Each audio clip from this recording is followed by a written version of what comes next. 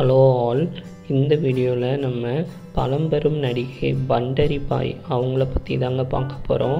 அவங்க 1950s 60s Tamil கன்னடாவில் ரொம்ப பாப்புலரான ஹீரோயினாகவும் அம்மா கேரக்டர்ஸில் நடிக்கக்கூடிய நடிகையாகவும் இருந்திருக்காங்க.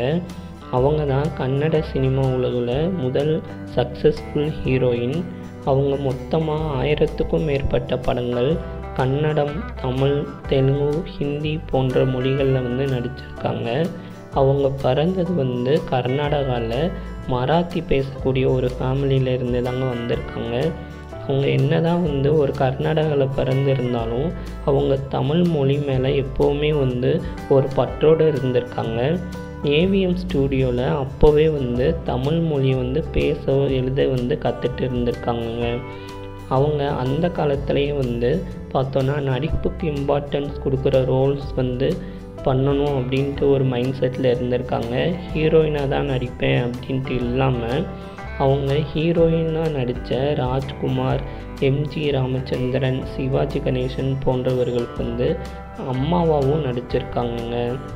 அவங்க அந்த நாள் படத்தில் சிவாஜி கூட ஹீரோயினாக நடிச்சிருப்பாங்க.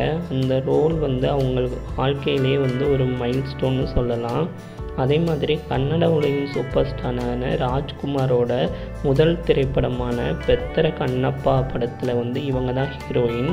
அதே மாதிரி நடிகர் திலகம் சிவாஜி கணேசன் அவர்களோட முதல் படமான பராசக்திலையும் இவங்க தான் அவரோட ஹீரோயின். அதுக்கப்புறமா அவங்க எல்லாருக்குமே இவங்க அம்மாவாகவும் நடிச்சிருக்காங்க.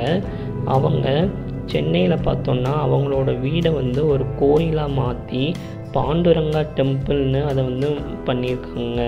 பாண்டுரங்கானா வேறு எதுவும் யாரும் இல்லைங்க, நம்ம கிருஷ்ணாவை தான் மகாராஷ்டிராவில் பாண்டுரங்கான்னு சொல்லுவாங்களாம்.